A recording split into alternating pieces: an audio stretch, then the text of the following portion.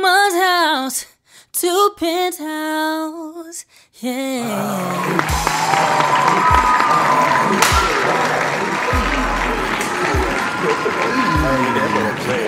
Hey, we had a great tragedy already. What happened? You don't have your shades.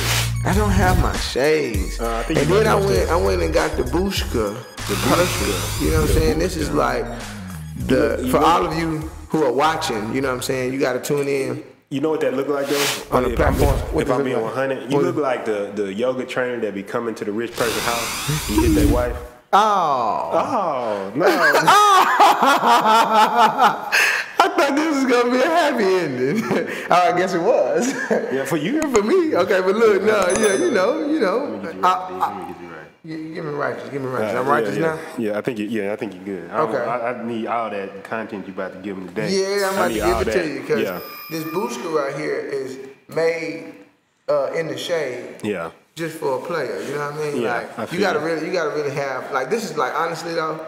This is like every dreadhead's dream. You looking at the screen, you gotta remember. I know. I'm just looking at it so I can make sure that it don't tilt over to the side. If y'all ever see us kind of looking up, I think I said this one time, we can see ourselves. This man, they don't know that. Yeah, we can see ourselves. They ain't worried about that. If you worry about us looking at us, you worry about the wrong thing. You need to be consuming this knowledge that we giving you. I'm going to look at myself. I'm going to do it. Look at you. I ain't got no time to be acting like I'm not going to do it. I'm going to be, if you occasionally catch me looking up to the right-hand side of the screen, I'm looking at myself. It's just what it is. I fuck with me. And I really do. But hey, Pete, man, it's crazy that you say that you fuck with you because I feel like that's a major theme today. I'm sorry, y'all. I'm trying to make sure y'all audio is right. I did some new settings right here, and I want to make sure that when I talk, see, oh, you know what? It's because I said I can talk back here. I don't even got to get close to the mic now. Yeah. That's what it is. All right, one more adjustment. All right, now talk one more time, D. Yep. All right, we doing shit live. Well, okay, we in here now. Fuck it. Yeah. We in here now. We in the game now. And today what we talking about is something super special. Super special. But before we get to that, I do want to talk about what's happening right now. We are bunkered down in Houston because Hurricane Laura, is it? Laura, it looked like it kind of rained a little bit already outside. Yeah, it drizzled a little bit right before the show started, but Hurricane Laura is on the way. Yeah, like I was telling somebody earlier, because I woke up this morning and the sun was out. And for those of you who aren't aware, like Houston is a very wet city when it comes to like raining and flooding. Like we flood bad. We ain't talking about WAP right now. Yeah, I'm talking about a real whopped out city right now. Like, we gon' when it rains, it pours out here, like literally. You remember Hurricane Harvey? Yeah, I remember. You know what the funniest part was? You said on your story today. Yeah. That boy Will, the world's most hated promoter, he played Hurricane Harvey. That's what I was saying though, but he had a reason to play it because what I didn't tell my Instagram story was that prior to Harvey, Hurricane Rita came. It was right after Hurricane Katrina. Yeah. And Hurricane Rita came, and because Hurricane Katrina in New Orleans was so aggressive, okay, like they made everybody in Houston evacuate. And I never forget, we all evacuated. That was my first time ever I went to Dallas, right?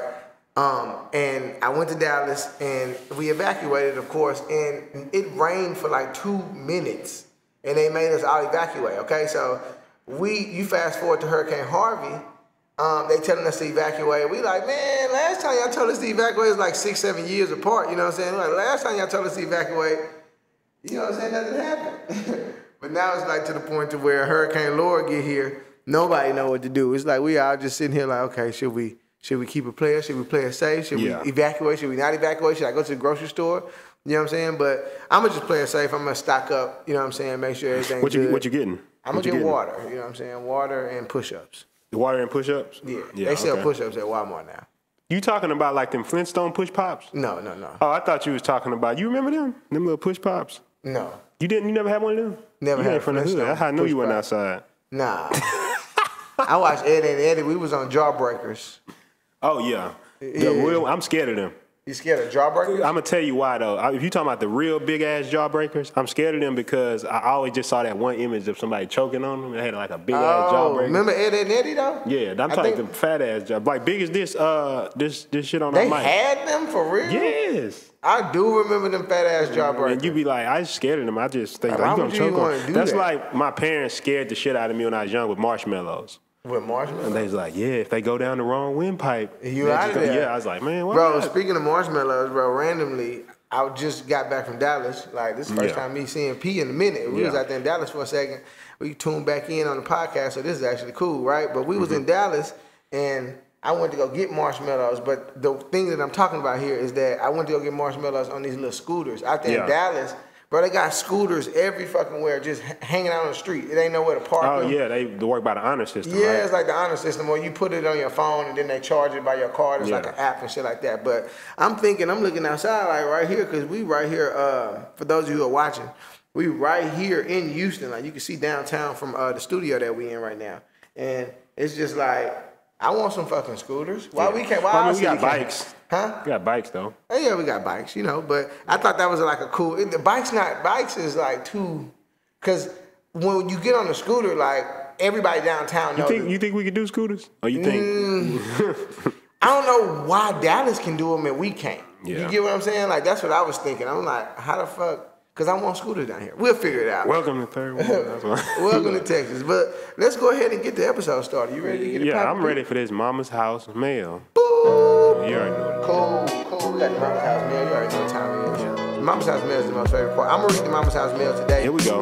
Because this was a DM that I got on Instagram while I was in Dallas. I was recording some YouTube videos and posting them on. Oh, man, that content train been running. Yeah, man. I got some more YouTube content dropping, so y'all make sure y'all plug in with me on Cowboys Ranch on YouTube. But here goes the Mama's House mail question for the day. Okay, Cowboy and Prinston, what's up, man? I really appreciate the podcast. I really appreciate the knowledge that you all are dropping on a weekly basis. Yeah, I'm a big fan of the platform. I'm a big fan of you. Yep, for real. No, I appreciate this. I really appreciate it. I'm a big fan of the platform, and I just have one question. I'm running into the issue where I'm getting people to purchase my service or getting people to be interested in my service. And basically, I don't know how to charge them. Ooh. What is something that you two recommend? I'm glad somebody asked this one. I've been wanting to talk about this for so long. Yeah, this is going to be a great one. This is going to be a great one. Sit back and relax. Ooh. Relax today, because I need you to I need you to put your robe on, get in your comfy chair today. Yes, sir. Yeah. You don't even need a notebook for today's episode. This is gonna be one that you soak in. This is the one you get in the tub and you just let this one soak in. Put 2 cucumbers over your eyes. Yeah, and let this knowledge pour into your cerebellum and then change your life forever. You ready? Yeah, I'm ready. My bad. I was in my zone right there. Yeah. Because I think this one, I'm glad that you on here today. Yeah. Because I feel like this gonna be one of them DJ episodes where we get one of them sound bites like that classic. Mm-hmm. I want to move to a penthouse. Just got I want to move to a penthouse. I want to move to a penthouse. You want to have abs so you can get double text. I want to move to a penthouse. I said it 3,047 times. 3 million. Where we at? Penthouse. Okay. I said I want to have abs. I want to have abs. I want to have abs. I need abs. You know what? It got to a point where I got so tired of talking about it. I just went and did it. Yeah. I will get big checks. I think this might be one of those days because I know one of the biggest reasons it's happening, but I do want to get very practical. Yeah. But before we start, please, can you take us into the episode today and just kind of give us like what you think the first reason why this is even an issue? Well, one, I think we talked about this last episode too.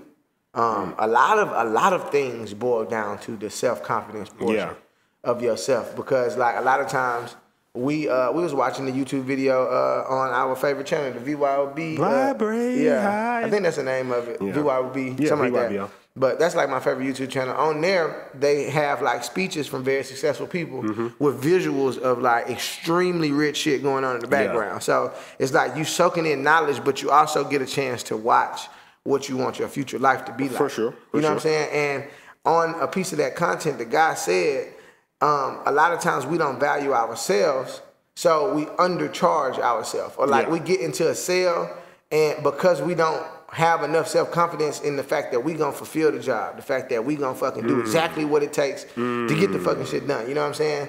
We end up in a position where it's like we like kind of fold, and it's like, well, yeah, come on, you don't gotta do that. I don't gotta charge you. You know, you my boy. Like, it's good. Sure. Fuck that. You know what I'm saying? Fuck that shit. But at the end of the day, that's what I believe the root of it is. And it's like, I 100% agree. To dig deep into it quickly, I feel like the self-confidence portion could be a domino effect to lead you to not knowing what to charge. Because it's true. No, 100%. Because I went through that too. Yeah. I mean, the reason I asked you, man, to be honest with you, is because if you watching this show, y'all know D, because a lot of people come because of D. Yeah. And the reason I say that is because one thing I've noticed about you, and one thing I've always admired about you, what's remarkable about you, is you just always believed in yourself. And part of that, to be honest with you, comes from, I believe you had an amazing upbringing. Yes. And we can dig into that deep. I just want y'all to know, we're not going to just surface level this on y'all. We're going to get y'all some deep shit. But I think part of it's good upbringing. But just observing you, a lot of people I see around you get a lot of things. And I believe it's because you believe in yourself. Yeah. Right? So it's like people come to you and be like, yeah, D. And like just, you'll be like, hey, nah, we going to charge. Yeah. Because like you always say, because you know you're going to bring that value, though. Yeah, that's the thing, though. You know what I'm saying? At the end of the day, I've built up a large amount of self-confidence, you know what I'm saying? Yeah. For myself, but not only that, like for the things that we do as a company, for the things that like we create, like this podcast, I want to send people here every day because look at this. Look at the quality. Look at all of it. I'm going to give you a small note, right? Yesterday, I went to the world's most hated promoter's house because we working on B.R.U.I.C.E the wet ass pool party, right? The big ass we doing a commercial for it, right? Yeah, and if I can get some footage up in time, I just throw it like, I'm not going to throw the ad in here, but I'll throw like just some footage of what it looked like. Yeah. There's every other pool party. And then there's this.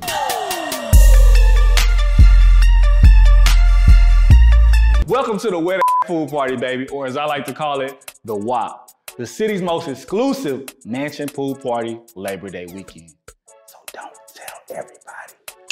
If you haven't partied with me, ask someone who has partied with me, because we bring out the baddies and the city's hottest ladies will be at this event. And wait, ladies, we didn't forget about you. We're gonna have the dudes in there with the bag for real. Not just the ones capping on the ground. Hold on, wait. I know him. This isn't his money. That's his partner's money. Get out of here. Also, the city's top tier influencers will be in the building. The coolest people in the city, the tastemakers, the trendsetters. So this is definitely where you want to be. Huh?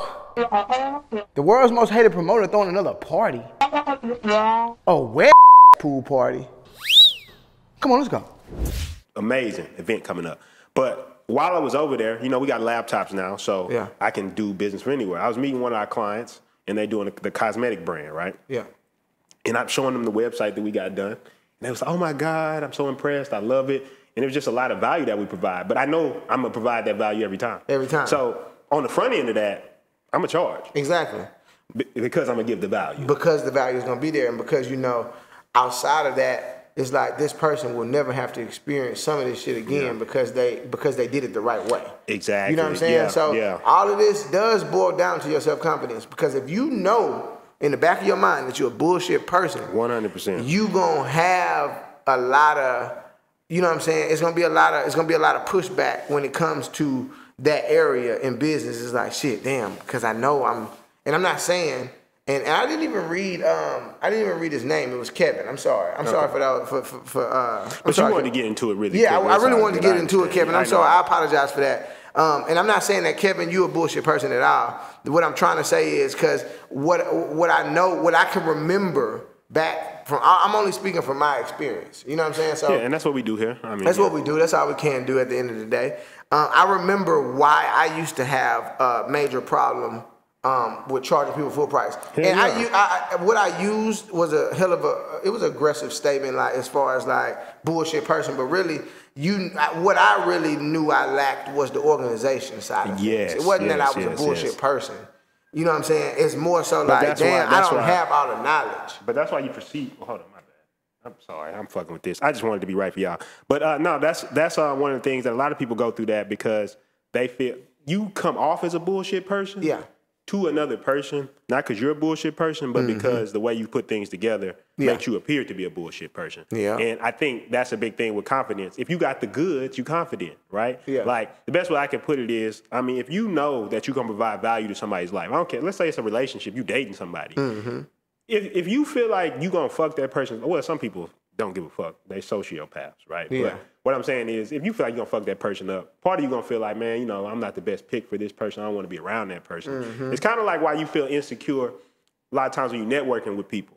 if you feel like you don't have no value to provide that person, of course you're going to feel insecure. Exactly. Because you're not bringing nothing to the table. Exactly. So our goal here is when we talk about knowing what to charge, we're assuming that you're already cultivating yourself in a way that you're providing a lot of value. Exactly. Because if you're doing that, well, hell, shit, why the fuck are you scared to provide value? That's the question you got to ask yourself. And I think that's what we can dig deep on. And I'll give some of my insights on it. And I actually want to use you this episode differently as a case study. Okay. Because I believe as you being an influencer, teaching other people how to be influencers, I think it's important to understand. We talked about this in the influencer, and we also, when you came on How to Start a Business in 30 Days, this so long ago, you might not remember this. One of the modules I brought you in specifically to talk about on How to Start a Business in 30 Days is why you should have self-confidence as an entrepreneur. And so I think that's one of the big things. Yeah, so I think that's a big thing that I want to focus in on today as far as self-confidence. Something I've actually struggled with in the past, I'll be honest with you. And I want to talk about where I think it stems from.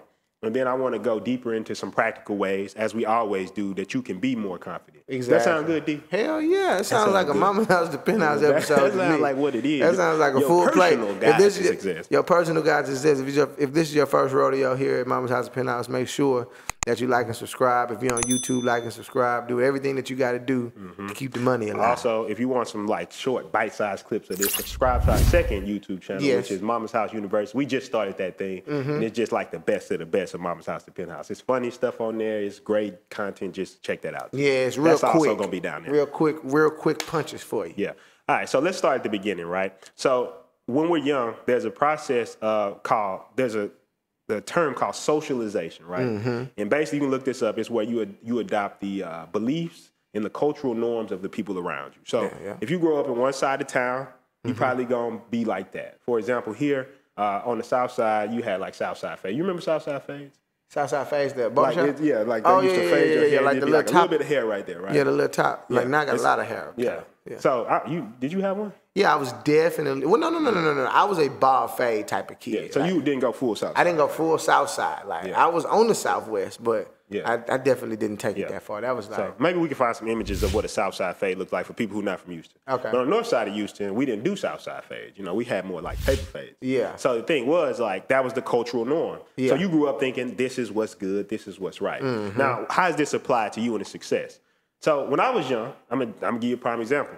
Me, I've always been an intelligent kid. I'm like the kid, like I would love to be one of those entrepreneurs. Like I sucked at school. I was a beast in school though, honestly.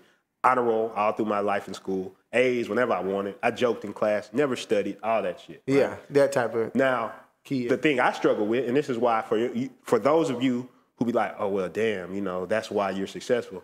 No. The story doesn't end there. I had trouble with social skills.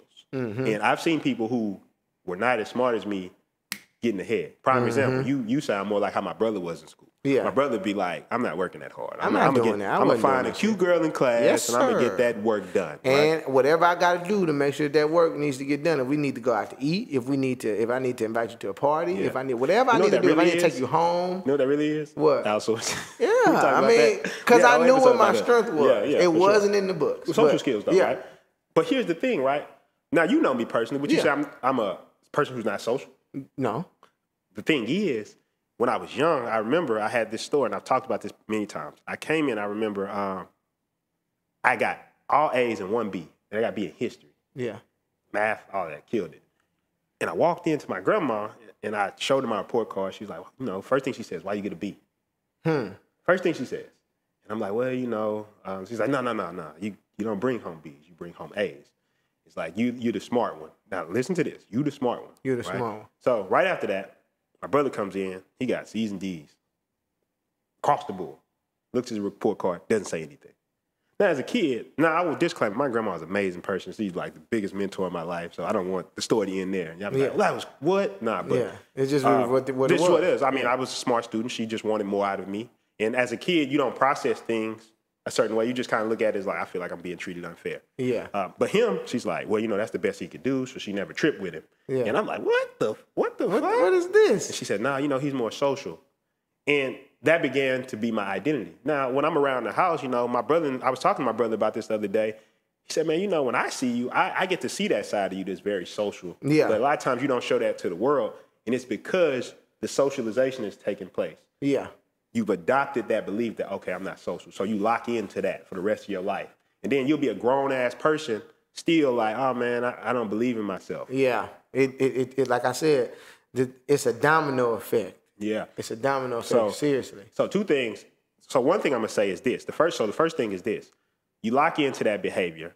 And I heard this great statement. They said that every internal voice that you have used to be an external voice, right? So somebody told you, like, we don't do that. Yeah. It's going to be hard for you. It's going to be difficult. You know, being black, you get told that shit all the time. I got Laura right there. Oh, yeah, she coming in. She coming in. So y'all, hey, well, no, we going to be good because we got power, but the screen might go off on us. It's cool. But what's up, Laura? Hey, don't do us too bad. Please. Like Harvey.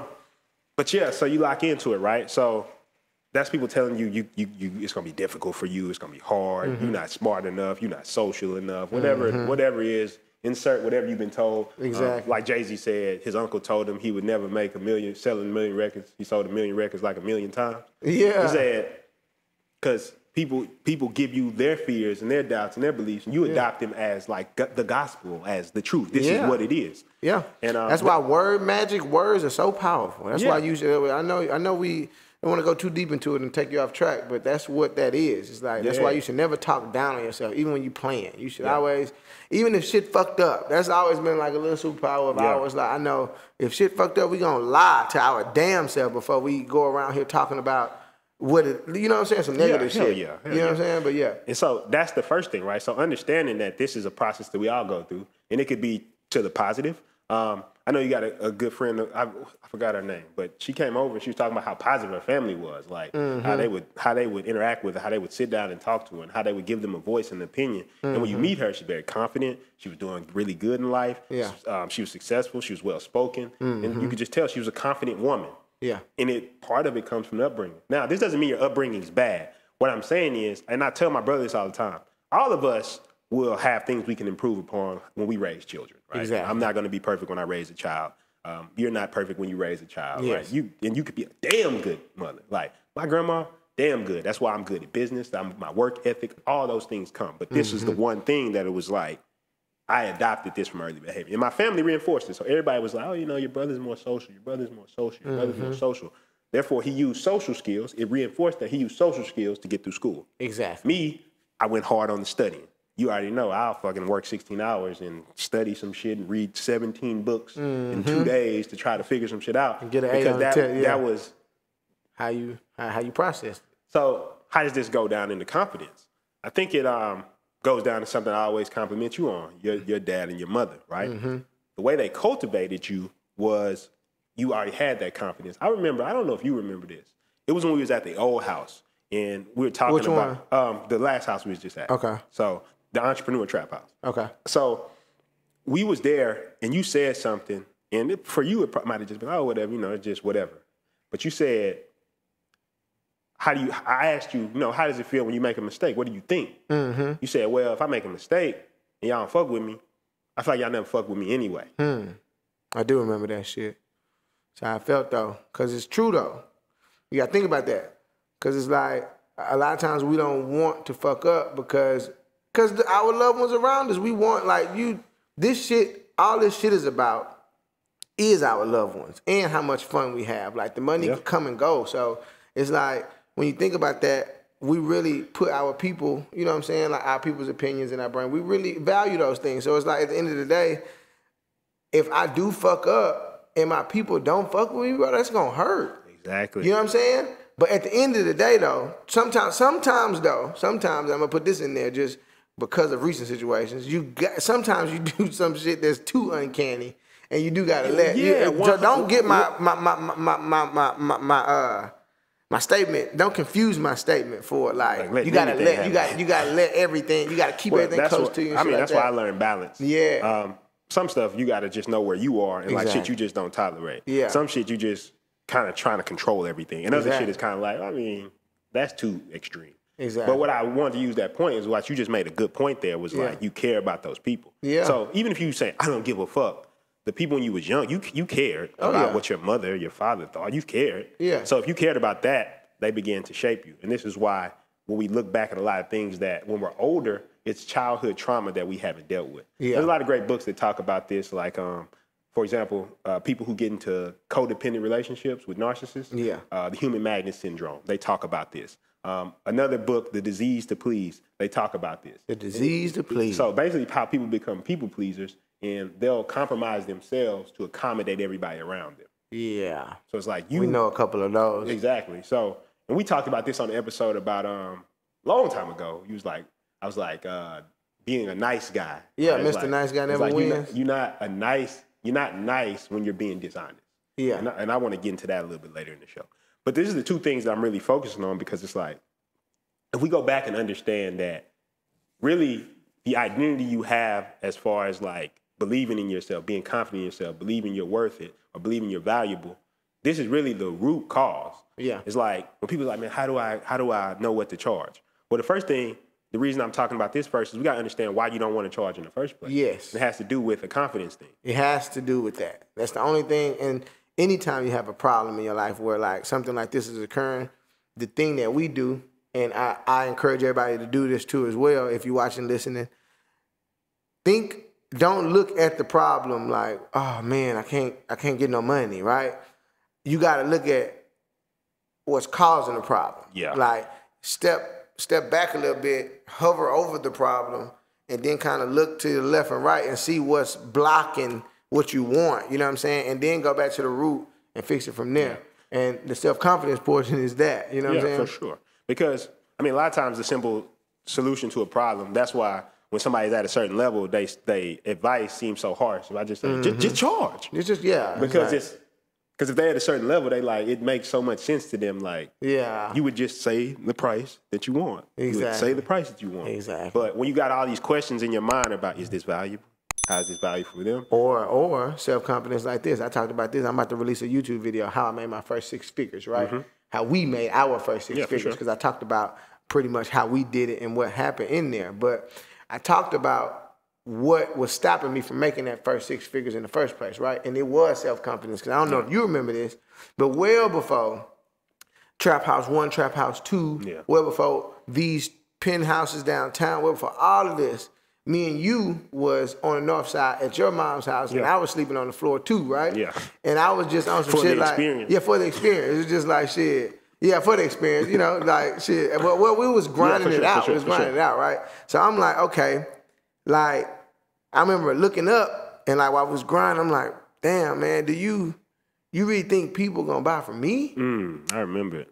And it's like it was yesterday. 6 figures later, that shit sounds like, shut your dumb ass up, fool. Of course people buy from you. You this, you that, you this, you got, and then the self-confidence starts building up, right? Yeah. But it wasn't until like I just gained that self-confidence in that area. Because you told me some more shit. Yeah. It was like a person that I cared about embedded something. This can happen.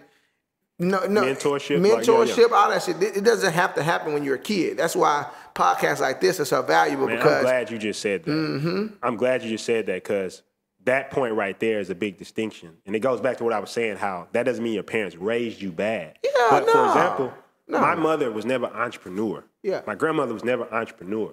So when I say I'm leaving school and I'm dropping out and I'm about to go be an entrepreneur, of course they're scared, and they're gonna put that fear on you. Yeah. Not because they're trying to hold you back from your dreams, but they like, man, I don't want you to be walking around this. It's the fear of the unknown. So, that's all it is. Yeah. Of course. And if that's the thinking you've been, if they're living with that fear and they've been putting that in you all your life, you're gonna have it too. Yeah. Because it's just natural. I'll show you a couple things that I know growing up. Now, my parents did well, just to give you the point, right?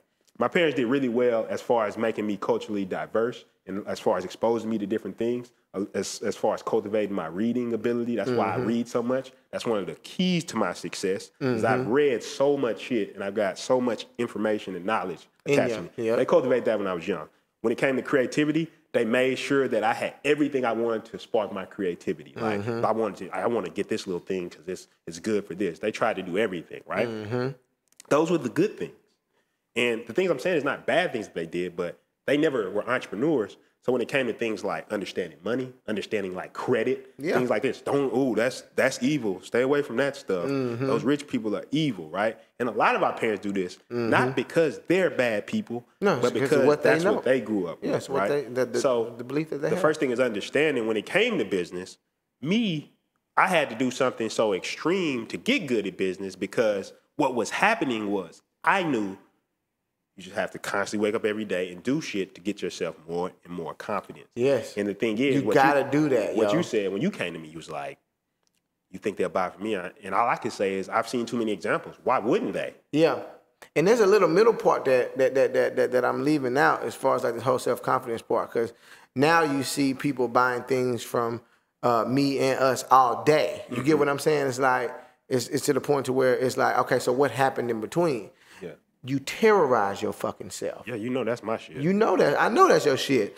And you have to fucking do it. It's the reality. I terrorized myself in college. I used to be shy. I remember going to St. Dane's, which is a karaoke bar with friends and family, and could not get on stage to do the song. And I'm not saying that. Ridiculous. And that scene, if you know me personally, if you ever watch me on Instagram, gotta find some footage and put it up. Right? Everybody screaming, gang, gang, gang. Gold bottles in the motherfucking club. This how the fuck we finna do this shit. It's got to. It's almost, it doesn't make any sense at this point, right? But I terrorize myself. I put myself in situation after situation after situation after situation until I got over the stage fright portion of it. And then more start flowing in, you know what I'm saying? But it wasn't until I decided to terrorize myself that I started to begin to get that self-confidence, because it's like the more and more people you talk to, they just build you up, you know what I'm saying? 100%. And that's really all it is. So like just terrorizing yourself, like one of the things that we used to do is like, we're gonna change the whole day today. Watch how we change it.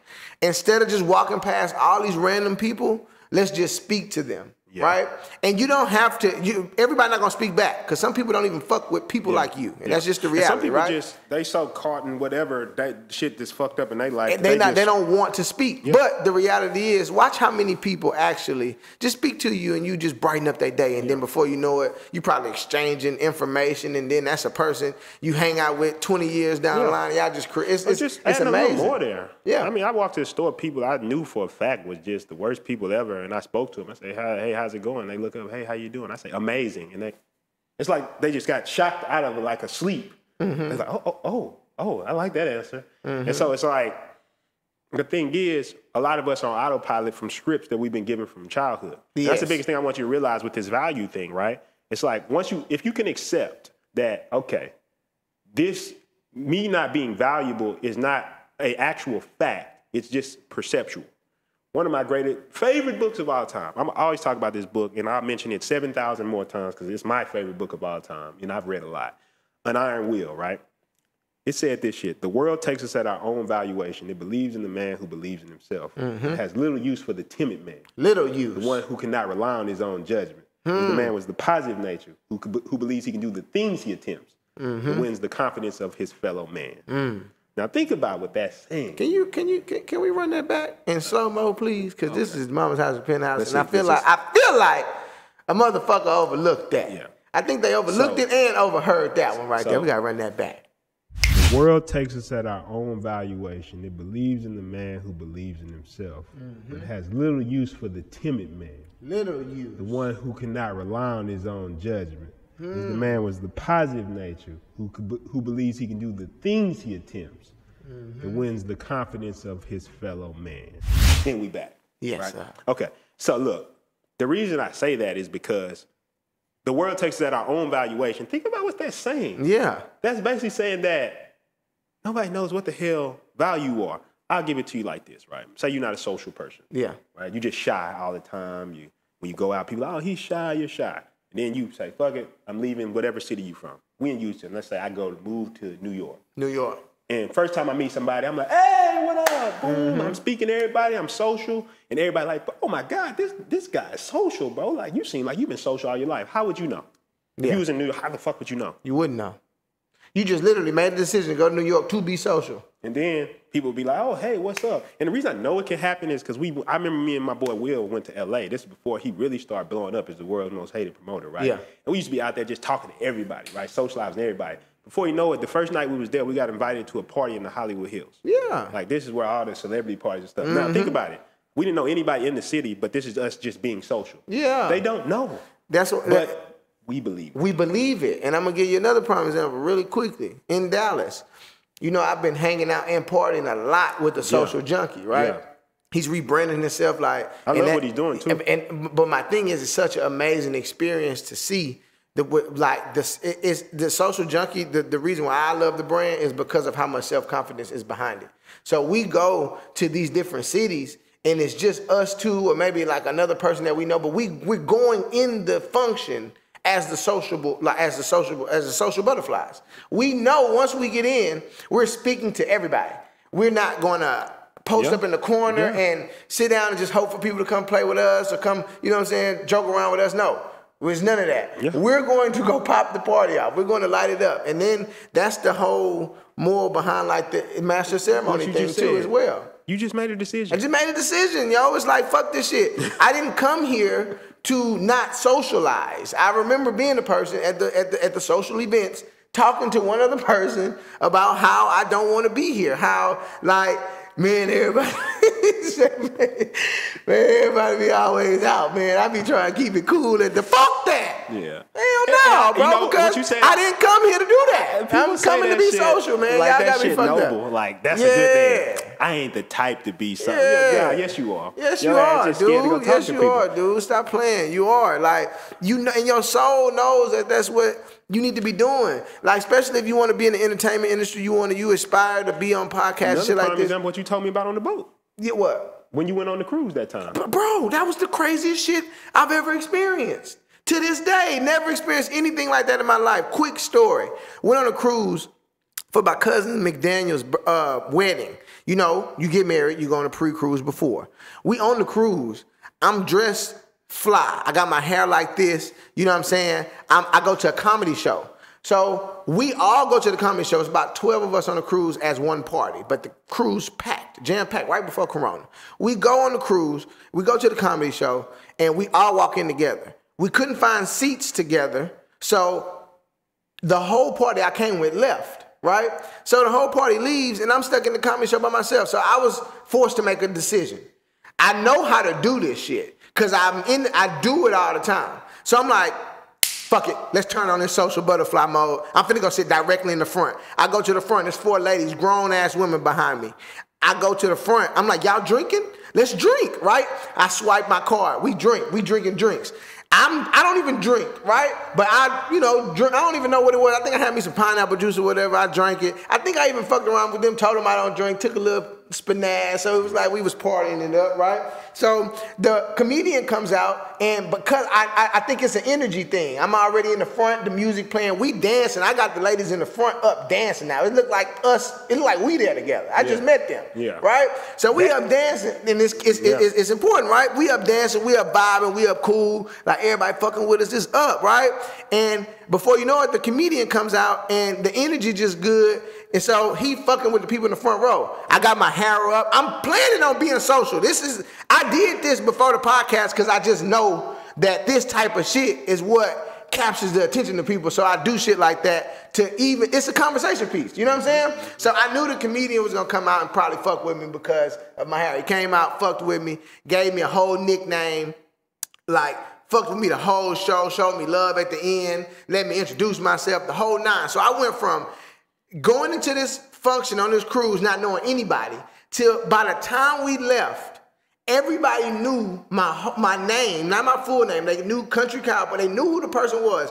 Every single person that was at the comedy show that night knew who I was, and at the end of the cruise, I was just talking to everybody, yo. I got everybody's contact, and it was the most amazing thing ever. But D, that's probably because you social. Man, I made a decision, yo. I never got a chance to tell that story. I'm so glad we got opportunity to capture that. Well, that's why I said today I wanted to use a case study, because one thing, bro, you said, and I know because I'm a very technical person. Yeah. And I'm going to say this a bunch of times this season. Sometimes the mind needs to listen to the heart, right? All the time. Because the thing is this, it's an energy we're trying to get you to get. Like, if you're focusing, when you see us go off on tangents, we're having fun or whatever, right? We're trying to give you an energy. Yes, and this is the energy, this is the wave of success, right? Yes. And one of my favorite books, Reality Transfer. It's the wave of success you're trying to put yourself on, the slipstream, as we call it. Slipstream. And the thing is, when you talk about that is, and I've seen this 1,000 times or whatever, right? When me and Will used to go out in the club, one thing I noticed is sometimes you go out to the club, you can let the club get on top of you. So you walk in there, it just seems like everybody's against you and everybody's your enemy. You just sitting in the corner like this, like, man, fuck this place, right? But then I've also seen sometimes, and I think you've seen it when we first went out, like in downtown, like I'll go out and I'll speak to everybody. It's like you change the whole you dynamic. speak to the first person, you're like, hey, how's it going? It's kind of like, they might be like, then you speak to the next person. Boom. Hey, After there you about go. I 4 like or that 5 shirt. people, Yeah. what'll start to happen is You won't give a fuck anyway. you just be like, hey, well, boom, boom. But then you get in the club, it seems like everybody wants to be a friend. It's the weirdest thing. It's the craziest you thing. walk in, every time you talk to somebody, they're nice, they're inviting, same club. Whole shit though. But guess what happened? What? Those first couple people, you got those no's, but then you start getting yeses, and people started fucking with you. But what start building up? Momentum, social momentum. The social momentum and your confidence, bro. And then because eventually, now you processing it. I'm gonna tell you something even crazier. Yeah. Sometimes those people you talk to at first, you come back around, and they don't remember that you talked to them before. Exactly. Because the whole point is, once again, it's the energy you're putting out. Yeah. It's because you believe they believe, right? Yeah. One of the most powerful tools I've ever heard is it's called frame control. Yeah. They tell you about this in pitching things or whatever, right? So whoever's reacting more to the other person is in the other person's frame. Yeah. So basically, if you go around to somebody, good example, if you like somebody, you might tend to laugh at their jokes a little bit more. You're reacting to them a lot because you're affected by them. Yeah. Right? Anybody you like, you're affected by. Exactly. So, dude, you're affected by a girl, you might be nervous to talk to her because you're affected. You're reacting to her more than she's reacting to you. Exactly. Vice versa, women. You know how if a girl like you, you might say some regular stuff like, "Oh, look at these mics." You just laugh crazy, right? Just reactive. Nothing wrong with it. I'm not saying anything bad with it. But what I'm saying is, that's how you got to look at it. Like, you can push everybody into your frame. It's just who believes in themselves more in any situation. Do you believe that you're not social more? Because, like you said, I could talk to one person in the club and they go like this. Yeah. And then all of a sudden I'm crushed. Yeah. Or I could be like, whatever. Talk to another person. Talk to another person. Talk to another person. Talk to another person. Come back, talk to and then that what person. happens is the confidence gets there. And like I say, what's important about all this is building to a place where we're talking about how to value yourself and how it gets to charging. Now, I want to talk about something. I think it was Bob Proctor again. BP.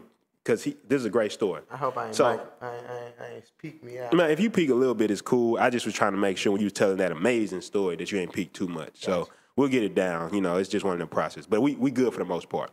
But Bobby P, he said something. He said that he went to the sales organization. I believe they had never cracked 500,000 in sales, right? You're talking about you got a whole sales organization. That's not actually that much. Yeah. You know what I'm saying? You're talking about a full organization.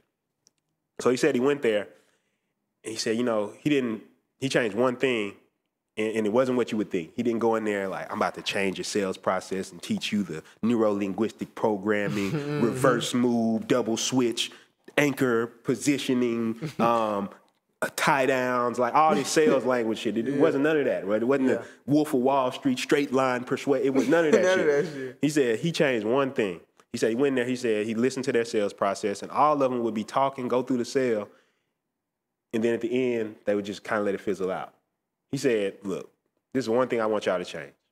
Even if it goes bad, I want you to ask for the sale. Yeah. He said that one change, they went from not even cracking $500,000 to doing over $1 million that year. One change. They just are asking for the sale. And the point is, basically, when it comes to the confidence is, you believe, and this is something I've been realizing lately, you believe that you have to be void of fear in order to take action. This is the biggest mistake. If you think that we ain't been scared on this journey, you fucking tripping. You wild out your motherfucking ass. You ain't think we been in the room sometimes like, bro, what the fuck? How the fuck we finna do this? Like, I remember when Instagram Explosion died. Exactly. I remember you. I came downstairs. I was like, I'm shook. That's six figures down the drain. Saying. And to come back from that, most people would be like, oh man, like what? You know, I watched a video the other day. They said you're not lazy, you're not unmotivated, you're not bored. They said we all got fear of everything, fear of failure, fear of rejection, fear of not being loved, fear of people not accepting us. Like we all got fear. And a lot of times, instead of us just taking action, we convince ourselves that we don't care. Yeah. So I don't care about starting a business, right? Yeah, you don't? I don't care about that shit. I don't care about that money. I don't need that money. I don't need money evil anyway. Like, you're convincing yourself, but you do want that shit. And the one thing, I was talking to my World's Most Hated Promoter again this morning, and I said that I've realized that to get better, I've had to be very honest. Yeah. And I feel like sometimes it's hard. You're very dishonest. And what I mean by that is you're not lying, but you're lying to yourself. This is the person we lie to the most. I convinced myself when I was young. I mean, my older brother used to tell me, like, bro, why don't you just, do this and start making some money? And I said the same thing. Like, I ain't worried about that shit, bro. Like I'm like a lot of these people get money, they crooked anyway. Mm-hmm. And the complete shift I'm at right now, you would think it was crazy if you talked to me then. You'd be like, is that the same person? Yeah, all right. But the thing is because I convinced myself I didn't care about money. Yeah. I convinced myself I didn't care about nice things. Yeah. And so when I'm going into a sale, when I walk up into a sale, what I always go in knowing is one thing. I just got to ask myself one question. And Kevin, if you're watching this, I would say this is the one question you could ask yourself. Am I going to deliver the value as promised? Mm-hmm. And as long as I'm going to do that, I'm a charge. I'm a charge whatever my price is. Because I know, friend, family member, otherwise, if I say it, word is good as gold. My friends talking about, man, I didn't want to do a lot of stuff because I didn't want to let people down. If you can be somebody who's impeccable with your word, you keep your word, your price is it can't be quantified. It can't. Because the thing is, people pay you to get shit done. There's some people, and you know them, that you give them some they could have everything in their favor, just doesn't get done for some reason. Yeah. Somehow there's somebody got sick or their mother called or some shit something happened. It always happens. Flat, had to go take their grandma to games. Right? Yeah, usually. Hold on, I got it right back. I gotta take my grandma. I had to. She fuck with that Madden. She fuck with that Madden. She fuck in that Call of Duty. Yeah. Which I fuck with that Call of Duty. Too. Halo. You fuck with that Halo though. Yeah. But what I'm saying, then there's some people, the littlest you tell them the letter A, and somehow they come back with the task done. Yeah. You just say A, and they be like, he might have meant A, which means, oh, he was saying assemble a team, put them together. When I put the team together, give them a system, put that system together, bring it back to them. All from one letter A. It's some people who like that. Yeah. And the thing is, you got to become that person. Because the thing is, do you deliver? If you're a person who doesn't deliver on value, this all goes with the assumption that you're providing value. Yeah. If you're a person who says that, that's why I'm not tripping. Somebody comes to me and says, okay, I want an app. Yeah. I'm going to get it done. Yeah. I don't give a damn what I got to do. Yeah, exactly. And because I don't give a damn what I have to do, that's why you would pay me. Yeah. Now, somebody else, if their job success rate is 20%, it's like, hell yeah, they can't charge. And they should feel and they should feel self-confident about telling somebody about a price for anything. It's like, and then the last time you serviced the project, your ass didn't service it right. Yeah. You know what I'm saying? Yeah. And that's just the reality too, though. So I guess if you listening and you have issues with charging a lot, then you can look back to that and kind of surface to it and be like, okay, so yeah, maybe it's because last time I might have dropped the ball or something. But understand too, being honest with yourself. Yeah, being honest with yourself is what's going spark it, and it's really understanding and being aware of what's going on. It's like prime example. Mm-hmm. Instagram explosion. I always tell people when it first came out, it was not that good of a product. No, but we kept making it better. Yeah. So when you used to talk to people on the phone, you were so confident in it, it was easy to sell somebody. Yeah. The selling person is not hard because you're not really selling the person. That's bad language when you really think about how you connect with a customer. Exactly. It's more, I know I'm going to provide you the value. So it's like, it don't matter. You go check out the swag of all the Xfinity employees. True. Go check out what that swag. cable do. They know yeah, you need the Wi-Fi, fam. Come on. It's like it's water at this point. Come on now, what you want to do? Do you want it or not? Like, that's damn near how they talking to you at Xfinity. And that's how I think about all my processes and systems, right? It's like, how can I get better at making the experience and the process better, right? One big thing that you big on, and it's like it should really become one of the core like parts of our. It is a core part of our company culture, right? It's communication. Yes. One thing why clients have always loved us is because we communicate. You're never going to just be 6 weeks later like, what the hell is going on with my project? If you don't communicate with us, we're going to reach out to you. Again. And be like, hey, just trying to see if everything's good. Don't want to leave you in the dark.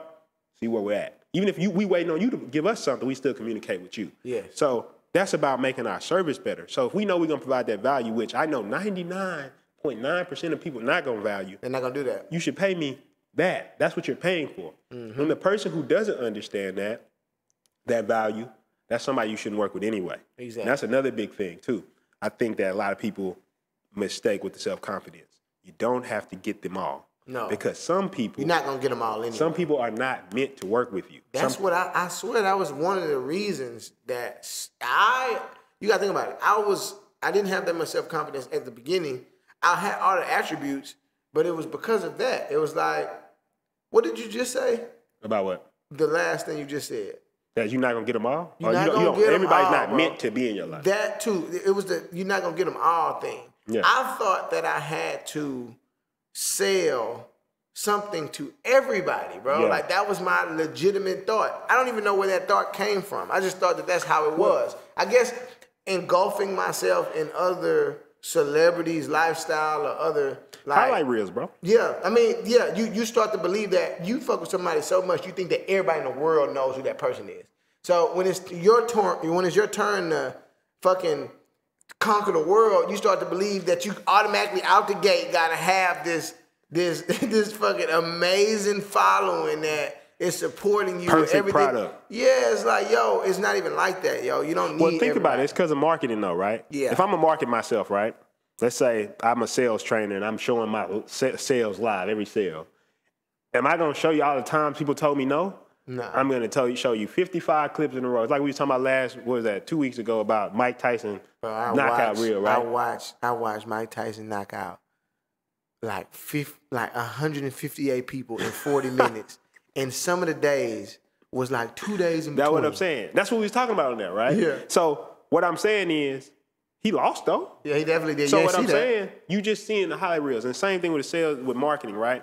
If I get on Instagram, I'm trying to, it's aspirational content is what they call it, right?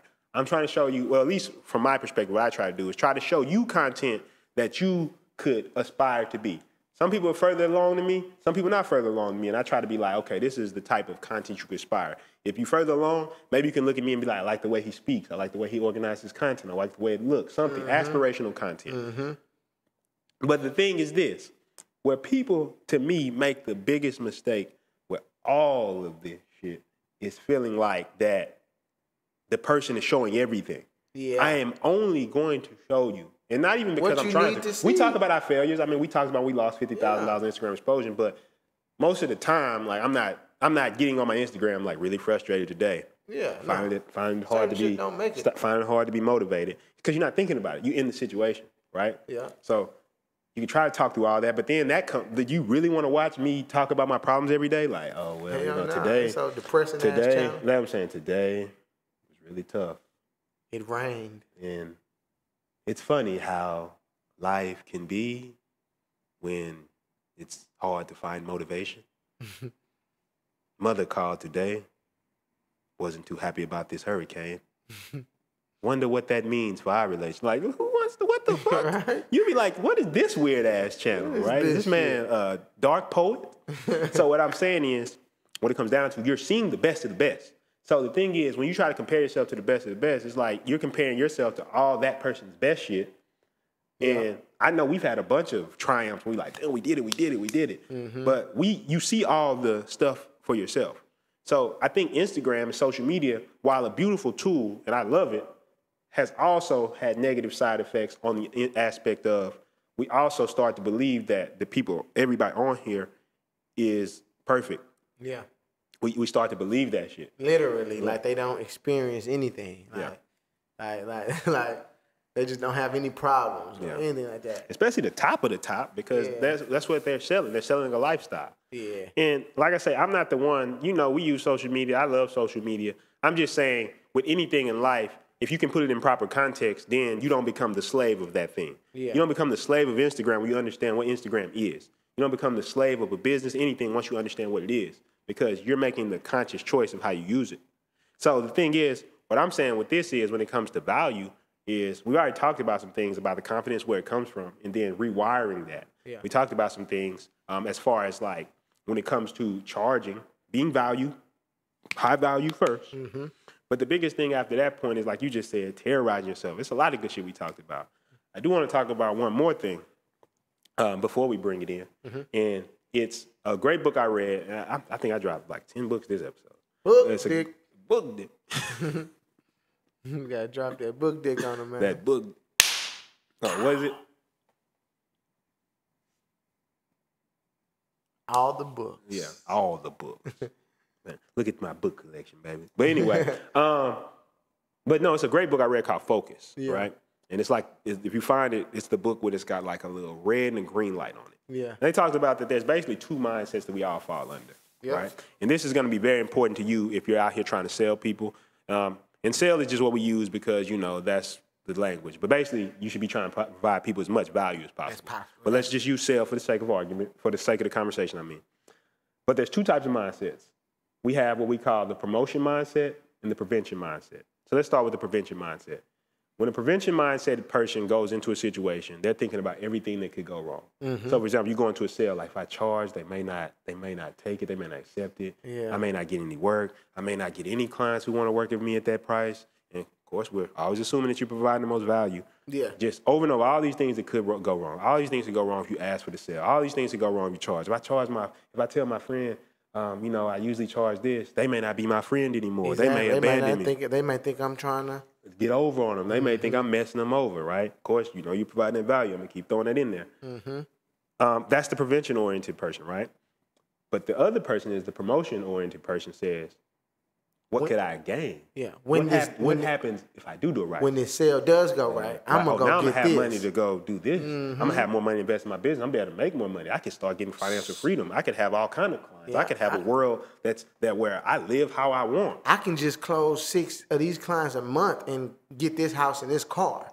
So and be able to buy these clothes and be able to go here and take trips here. Like I can get 3 more of these clients and then I can budget in taking my family on these trips every month. You know I can do this with my girlfriend. I can do whatever it is. That's the promotion-oriented person, right? So they say when you're basically in prevention and you want things, like we're saying, being honest with yourself, you want this thing, but you're a prevention-oriented person, your foot is on the brake and the gas at the same time. You're going to block it. You're going to imagine looking at somebody driving a car with their brake and their foot on the shit at the same time. You're going to be driving by them like, bro, what's wrong with him? What are you doing? Your shit just skidding. Your shit just skidding left and right. Like, you want to go, but you're in prevention.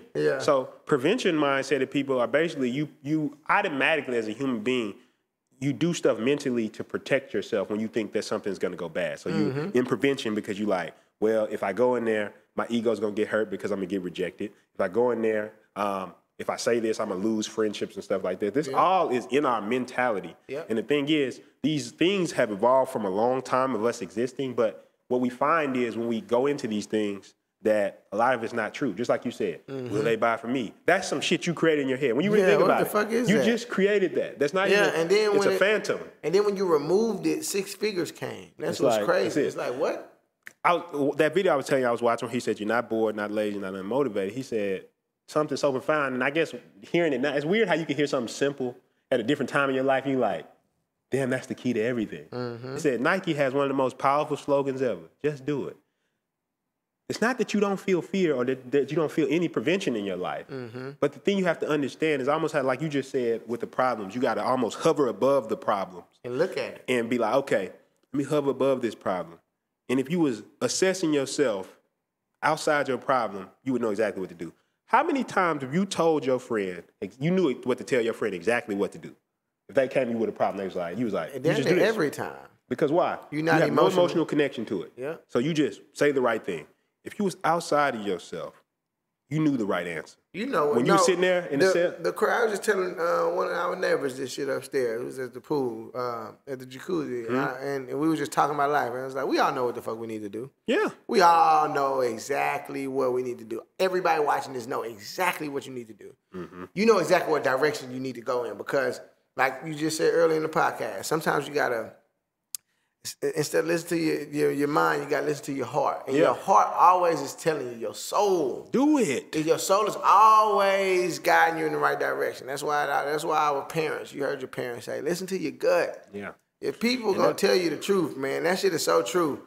Because at this point in my life, that's all I'm doing is just focusing on what my gut is telling me, and then I'm just going with the flow of life. And the big thing I've been telling people is it's the instincts, right? You put all this knowledge and this good information, and anybody who's at the point where they like, I've got good value, your instincts know because you've trained it into yourself. That's what gives you really good instincts. The reason I can look at a situation and be like, this will probably work and this probably won't, is because I've built up a lot of training about what works and doesn't work. So I just trust my instincts now. At a certain point, once you learn so much information, you just got to let it go and trust that shit's going to come up when you need it. And it will, because your instincts work that way. And that's why Nike's slogan, just do it, is really the key to everything. If I go back to it, it's like you feel fear, do it anyway. Do it anyway. If I'm scared, I just do it. When I dropped out of school, do you know how terrifying that was? To be somebody that's a young kid dropping out of school, never seen nobody do this shit before, never even heard of an entrepreneur. There was no Gary V's, there was no Ty Lopez, there was nobody motivated, there was no Instagram. Yeah. It was no Instagram. There's none of that shit. It was no, oh yeah, look at these motivational quotes and seeing all these examples. I hadn't read all these books yet to see all these examples in these stories. That's why Iron Will became my favorite book, because it was just showing me how people with an iron will, where it was like, through anything. Just even when the odds was against them, they was terrified, scared. They just changed their entire life by doing that shit. And that's how my shit basically was. It was like, it was so many days I woke up and be like, this shit feels like I'm a failure. And I just did it anyway. So when we get to the point of asking for the sale, I was like, okay, I provide this much value. Of course, you know, from a business standpoint, you're going to look at what your competitors are charging, but you should at least be charging what they charge. At least, right? So if somebody to keep the market afloat, if somebody charging $3,000 to make a website over there, why would you be charging $200? Yeah. Like you're tripping. Yeah, exactly. And then as a person that's purchasing that, you need to be double checking that type of shit anyway. Yeah, exactly. So what I'm saying is though, right?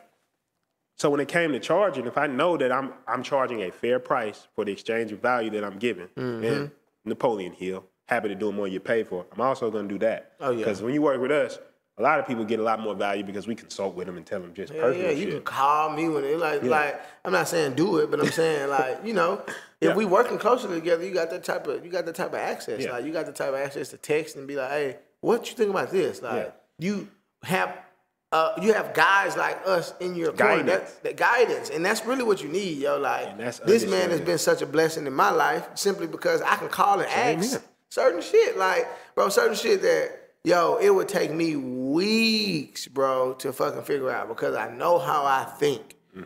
The way I think, I know how I think. Honesty? I call him and he can help me and then it just speeds it up. Look at the honesty. Yeah, I mean, it's just what it is. If we're honest about ourselves and then we look at the situation. It makes everything easier. And we say, am I giving the highest value? Yeah. And that's something you got to ask yourself. Are you giving the highest value? I know I'm bringing the value. Yeah. And not just because if you say, hey, I want a website from you, right? I know I'm going to bring the value on the website. Exactly. But also I'm going to tell you, look, when you build a website, you're going to want to have this, and this. Yeah. Especially if you plan on running advertising. Bro. What type of product is this? You may not even need this big-ass website. Maybe you just need a funnel or a landing page. Yeah. The thing is, everybody's not going to provide that value. Some people going to put your shit on Wix for $200. You're going to be like, oh, I thought sites cost $200. That does cost $200. That little piece of shit does. But the shit we build that's gonna allow you to make some money, to be successful. You want to app develop, just understanding like, hey, this is what I'm thinking. And somebody say, well, you probably gonna need these features because you want to avoid this legal properties and you want like that's the value. That's the shit. And I'm gonna provide that. When we do something, we're gonna provide that. Exactly. Somebody just was in it. I gotta say this, and then we get close to wrapping it up. Yeah. I was talking to one of a coaching call client the other day, and she was talking about a program that we didn't put together, but we was like kind of affiliated with it a little bit. Yeah. She was talking about I didn't feel some type of way about that program. It just didn't seem like it was y'all usual quality. I was like, yeah, I ain't put that together. She said, I knew it. Yeah. Because she knew the value that I provide. When she was her friend was an influencer, she was like, man, influence is crazy. Yeah, because me and we put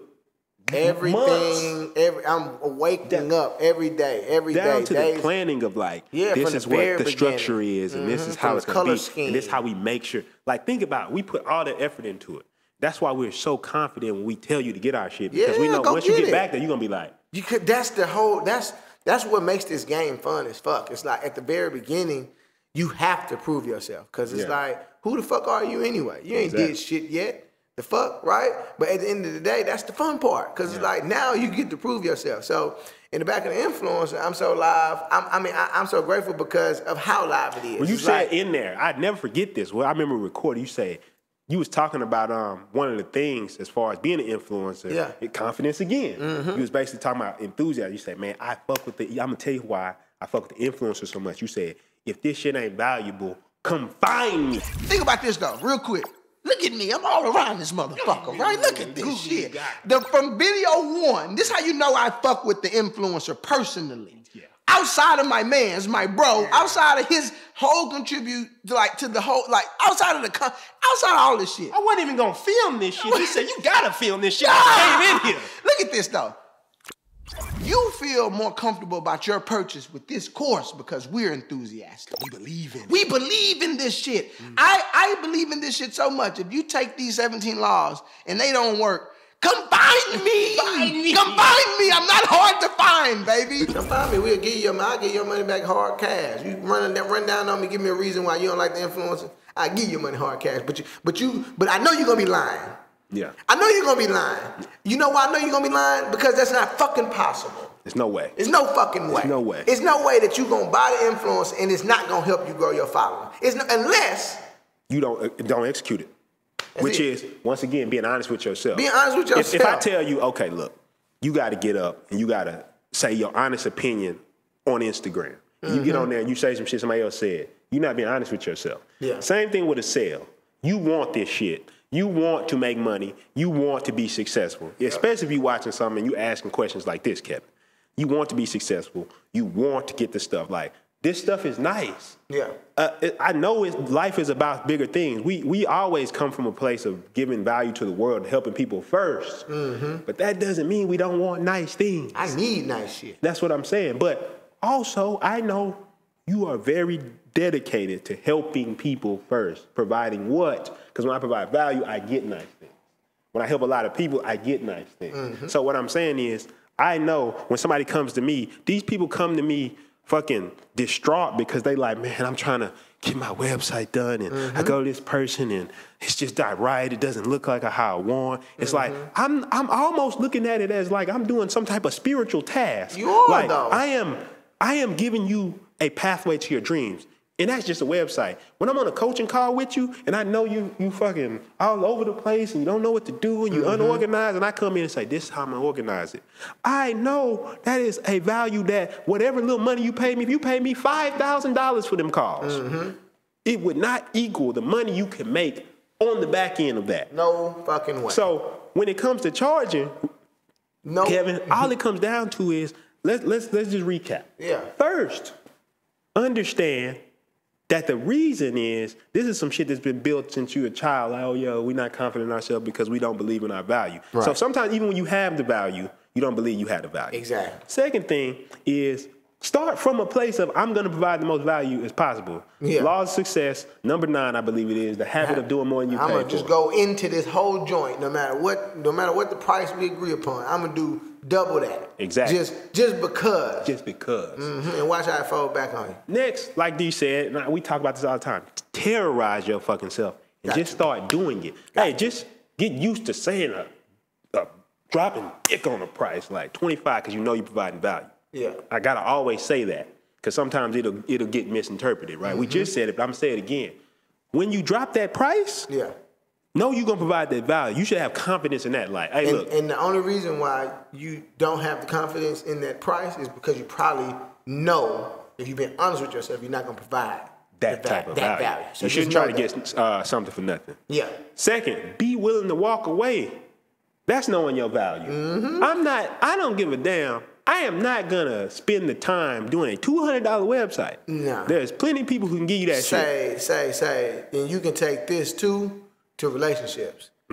Honestly. Because it's like, when you know your worth, you don't deal with certain shit. You get what I'm saying? I saw a very funny ass post the other day talking about and fucking cut my dreads out. Grind me out if you don't like what the fuck I'm finna say. Oh, here we go. I saw a part on there. I saw a goddamn scrolling down goddamn Instagram the other day. I saw some shit say, if you love her, what did it say? Oh, if she need if she need her nails done, give her $1,500 instead of $30. I can't remember. Yeah. I wish I knew. Fuck all that. It's not logical, people. It's a false sense of reality. Why the question is, here's the problem. I know my value, though. But the second is, why the fuck would you want to try to get something for nothing? That's to what me I'm saying. is why people struggle so hard trying to build businesses. People building all these fucking businesses that are trash because you're approaching it trying to get some shit without giving value. Without giving some shit. So you're like, oh, I'm not confident. You shouldn't be. If you're not providing value, you shouldn't be confident. Otherwise, you are a sociopath. You have no empathy. You have no emotion. Yeah. I cannot go and give somebody some shit because if I'm not providing value. Mm-hmm. So that's that. And then the last part is, are you in promotion? Or are you in prevention? I'm hoping you can be in promotion. So instead of every time you fall in a situation, you find yourself being nervous or worried, I want you to just take a second and say, but what happens if it does go right? Mm-hmm. What do I gain if it does go right? And then if you want to get real hectic, change that if and put when.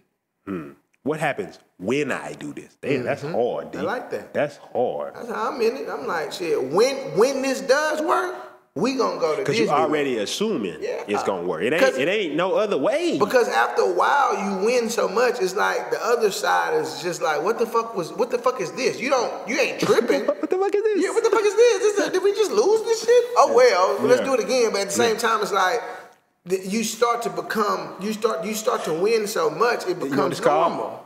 The winner effect, right? Yeah. It's basically, it's a book called The Winner Effect. And basically they say that basically when you win, you're more likely to win in the future because you won before. It's like your mind gets into the, I win. Yeah, okay, let's change it. Like you said, promotion or prevention.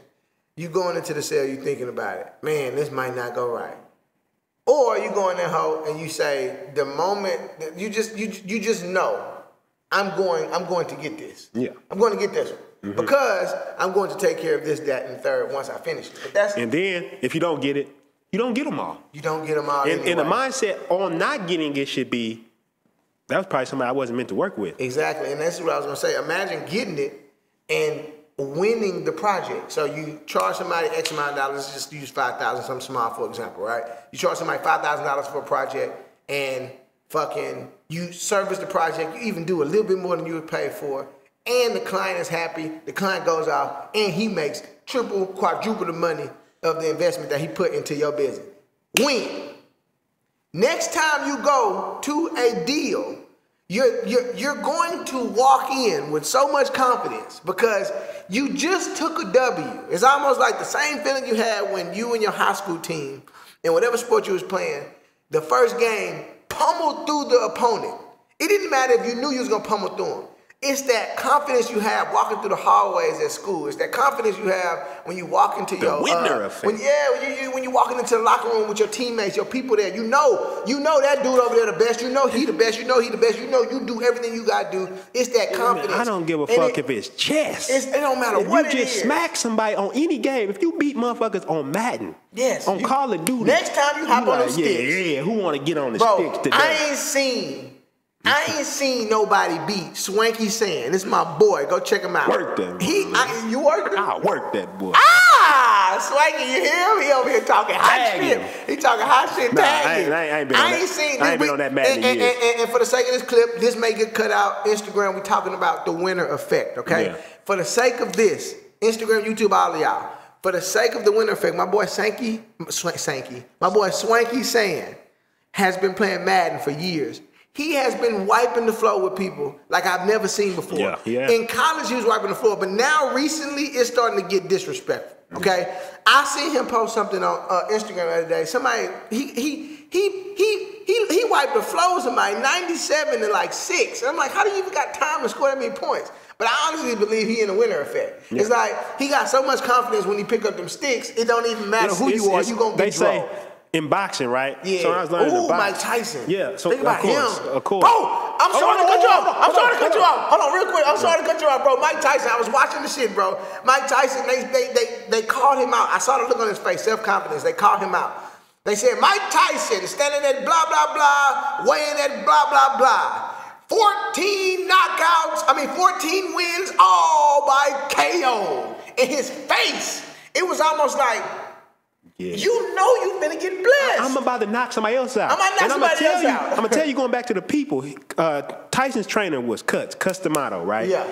He said when he was in there and watching the doc, he said he used to be hitting the bag. He said, you're beautiful, you do splendid, you're wonderful. He said he was building my confidence because he wanted me to get in there and get that winner effect. And the big thing I realized about all this shit is basically like, that's really what it comes down to, is how do we get into that zone of a winner effect? Yeah. Like when I start winning, I feel like I can win more. Yeah. Same thing with the social confidence. You can have 7 people not fuck with you. Yeah. One person just give you, hey, what's going on? Then it's like, oh, okay. Yeah. Then another person, oh, what's up? Then all of a sudden your energy's so good, all of them seem to work.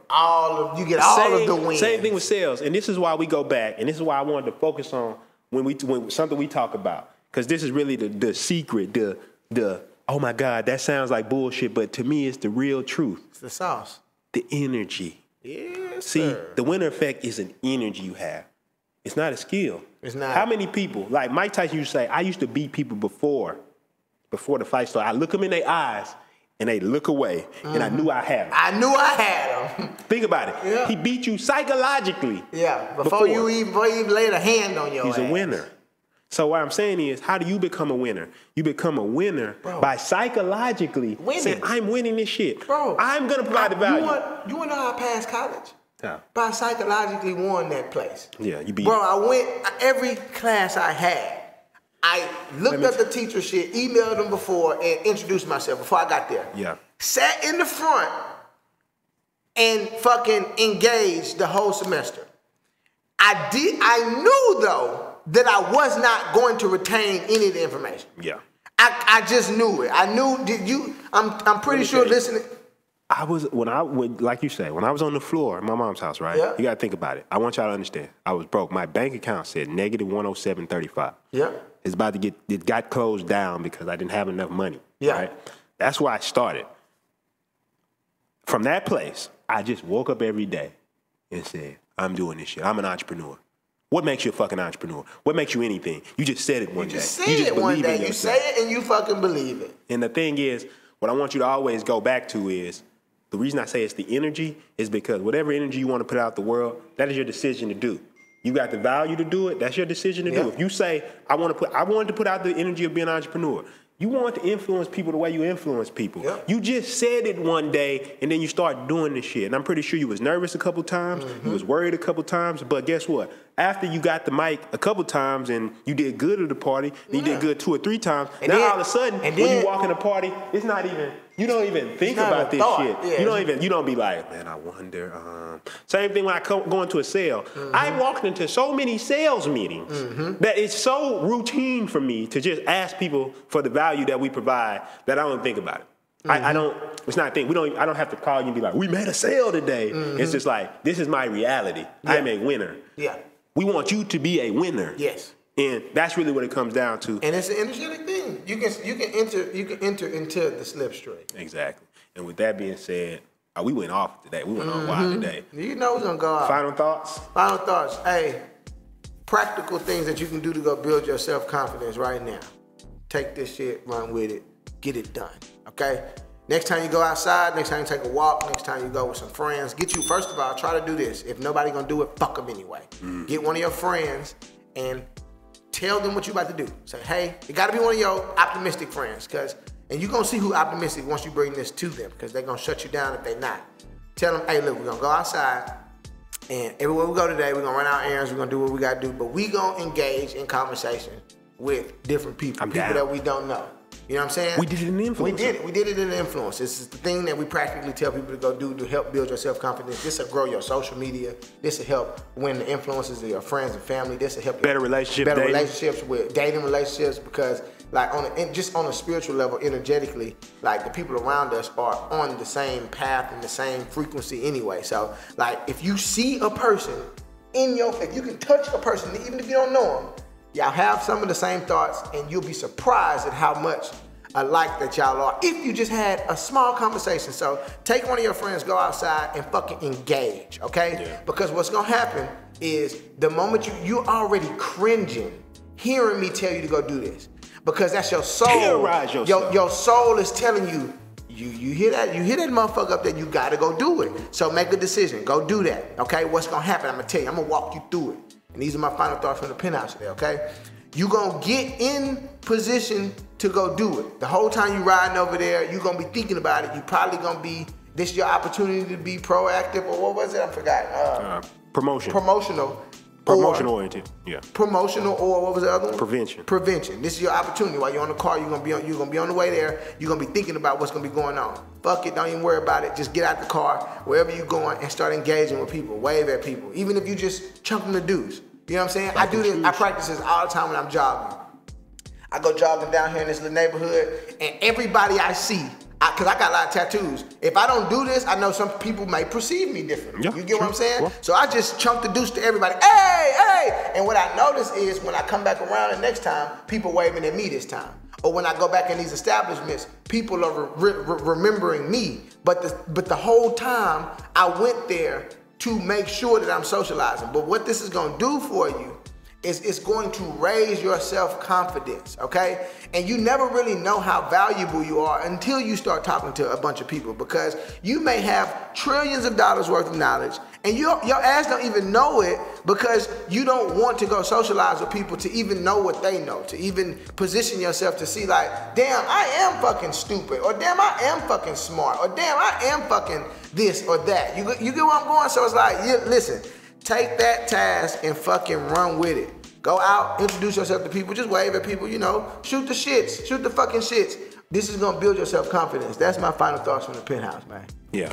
So what I'm gonna say, final thoughts from the Penthouse, is to piggyback on that, is get into that winner effect. Yeah, the thing is, bro, Nike said it best or whatever, right? You could not fuck with Nike or anything, but the slogan still stands true. Just do it, right?